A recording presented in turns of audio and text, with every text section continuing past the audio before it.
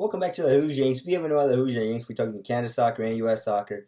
Today we're going to be talking about the game that just finished up between USA and Uruguay, where in this one there's no goals, but it's good for me because that means that we can jump right into what I saw for observations and other general stuff that just needs to be talked about. Before I do that, I do want to make an announcement for any Canadians watching. The Canada game has been canceled due to the players are going to protest on the field due to ongoing something. But I'm going to do a video on that, just read an article and see what's going on over there, as it's wild. As now they've got only 2 games, so Canada doesn't have that much games. But yeah, I'm going to do a video about that because this game was supposed to be playing after this one. So Canada's supposed to be playing Panama, but something's going on, and we're going to figure it out after this video. But this video is all about the USA and Uruguay, and as I said, no goals were in this one, but both teams had awfully darn good chances.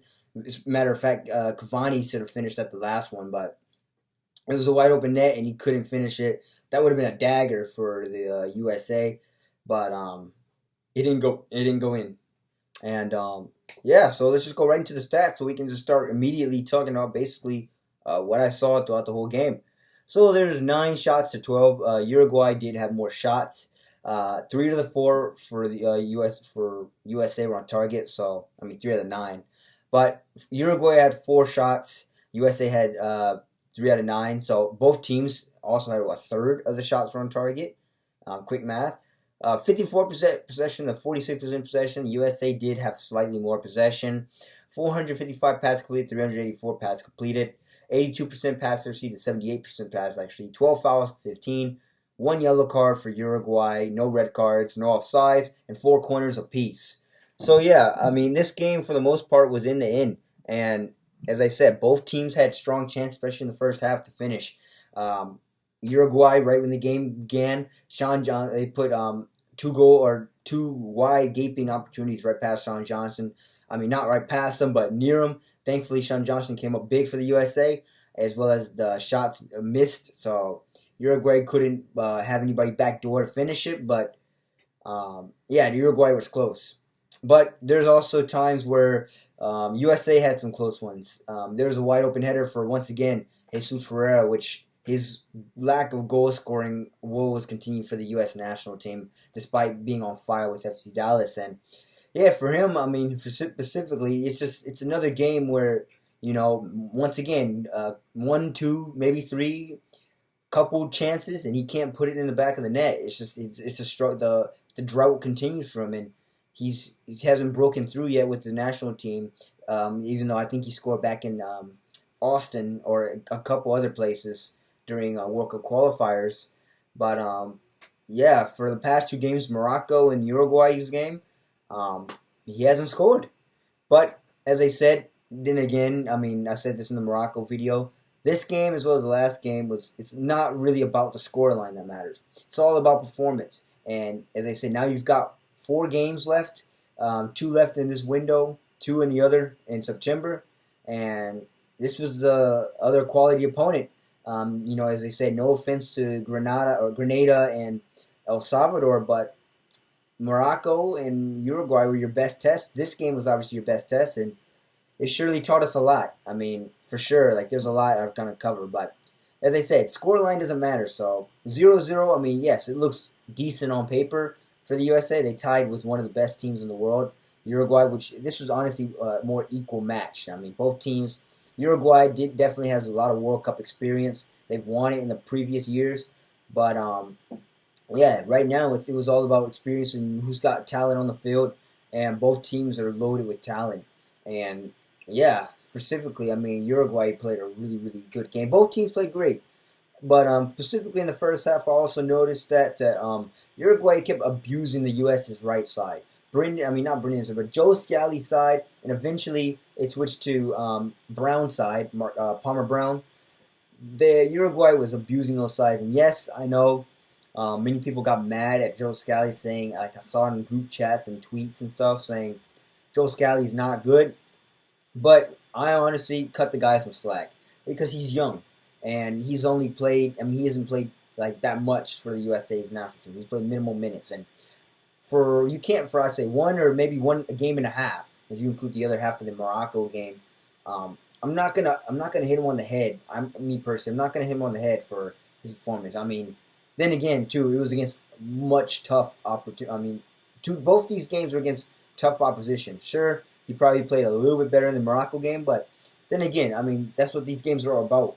Friendlies. You're supposed to be experimenting, seeing who's cut, who's right, and who just needs a little bit of work. And so, yeah, I mean, this game for sure for Joe Scally.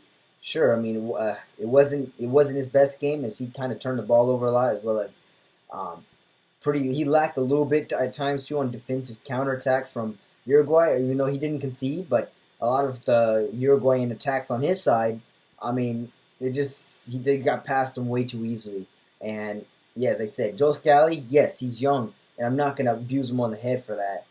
For all the mistakes. If he's still learning and he's still going through the process, but nonetheless, I mean, yes, there needs to be work for sure for Joe Scally, and who knows? I mean, I'm going to probably bet he's going to play the Grenada game in probably El Salvador at El Salvador, by the way. So it's an away game for the USA.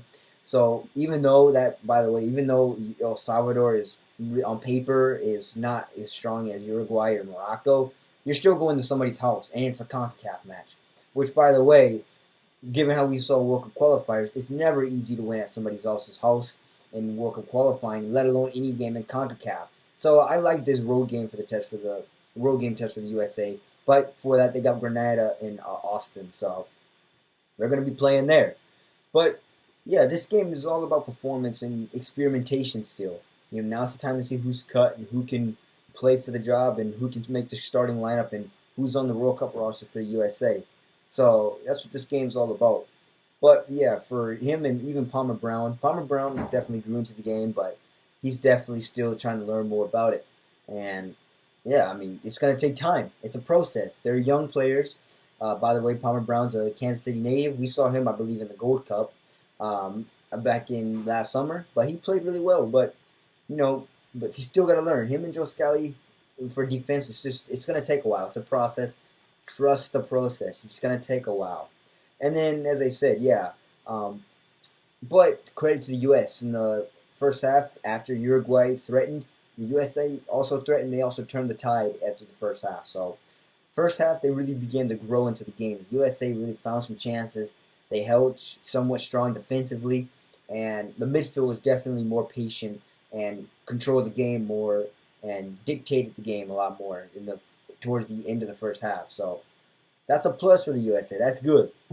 And then the second half, I mean, all kind of substitutions were made, so the game kind of got a little mixed match. But for Uruguay, a lot of the quality players came in. That's when Cavani came in, Diego Rossi for LAFC came in. All other world-class players came for Uruguay.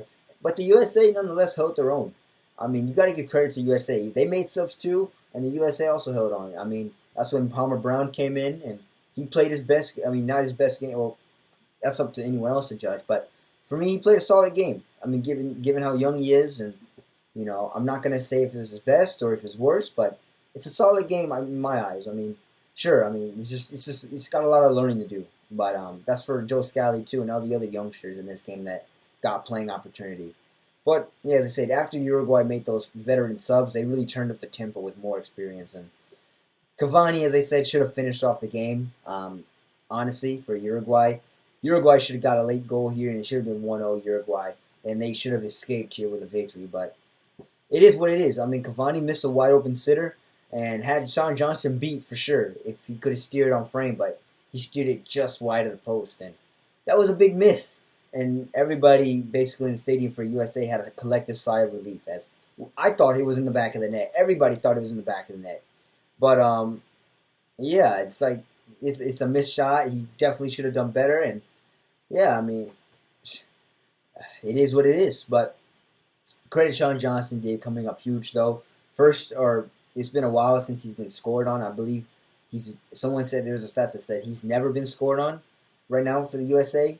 But he's played a few games, so but when he's played really, really well, and he's looked really, really stout in goal, and that's what you want to see. And now he's definitely got his name on the depth chart, and especially how the announcers made up a good point, as well as one I've been stressing all year long. He's playing often. He's playing at a lower caliber club, sure, NYCFC, but he's also getting constant playing time rather than Ethan Horvath. Yes, I mean they're playing in Europe. He's playing, he's getting minutes here and there, but he's not consistently getting like playing time or frequent starting time. Same thing with Matt Turner. I mean, Matt Turner's getting the same. Matt Turner's getting the same, not him, but same thing with Zach Steffen. Zach Steffen, same thing. He's riding the pine despite playing at Manchester City, one of the best clubs. And then, yeah, Matt Turner still playing well. I mean, even though he's about to move to Arsenal, so will he still get playing time, quality playing time at Arsenal? Or will he ride the bench? Maybe he's going to ride the pine. I mean, so now you're on your fourth string keeper, and who's getting consistent performance with NYCFC. So depending on how Matt Turner, if they promise him minutes, we'll see how he does. But it's just something we got to keep an eye on. And then, yeah, any other points? As I said, the last point that I really wanted to talk about, as well as even next to last, technically. But the game really also emphasized the three unfield positions for the USA. The left back position, where Serginho Dest right now is out injured. The goalkeeping position, as I just talked about, with who's on the depth chart or who's playing a lot, as well as the number 9 spot position. So who's striker? And that's where Jesus Ferreira, unfortunately, his goal scoring woes, or that all continues, unfortunately for him. And many people were also calling for Ricardo Pepi in this one too. So we're definitely looking for an answer for that number 9 spot. But I think Stu Hody made a good point after the game was open. He said since it's getting kind of too close now to the World Cup, and the number 9 spot is unfilled. Does the USA move into a false 9, or do you move into maybe a false, some kind of different formation, right? So, or like a target man. It's like, what do you do? What do you do? Because even if you do somehow identify your number 9, they've got 4 games now to try and get themselves worked in or really show themselves. So, yeah, the number 9 for sure is still up for grabs. Goalkeeping position, we're still trying to figure that out as well. As I said, Matt Turner, depending on how he does with Arsenal, will he start? I mean, he's probably not going to start, but how often will he play? As well as Zach Steffen and Ethan Horvath. Despite them, can those two potential players get loans to clubs where they are going to be playing frequently, still in Europe? So that goalkeeping too, to an extent, is also something that's still figured out. But the left back position, Serginho Dest, if he's going to continue, if he has his injuries, who's going to be a backup? As well as we've got other positions too. So, yeah, you've got, Anthony Robinson, Miles Robinson, by the way, who's also injured for Atlanta United. That's why that also opened up the question mark for the left back position. So, 3 question marks for these positions, and this game really emphasized that. So, who's going to be called upon come World Cup? And that's something that's going to be interesting. It's a looming question mark.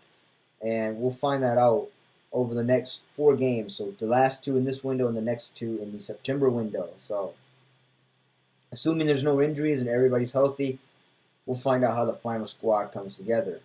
But the last thing I want to end on too is I don't know if I can really compare this, as Mexico also played Uruguay too, and they lost 3-0. So I'm not going to dwell on this, but I'm just saying USA played Uruguay with this team, tied them 0-0. I know it was a friendly.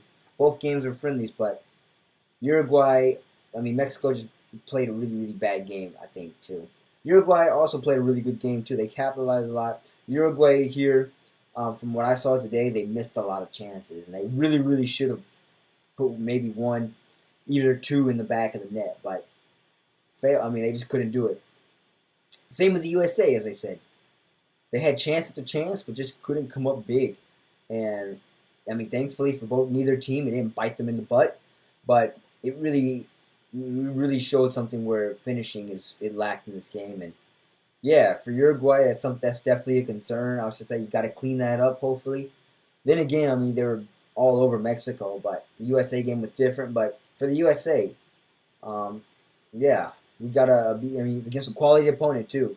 This game definitely was much needed.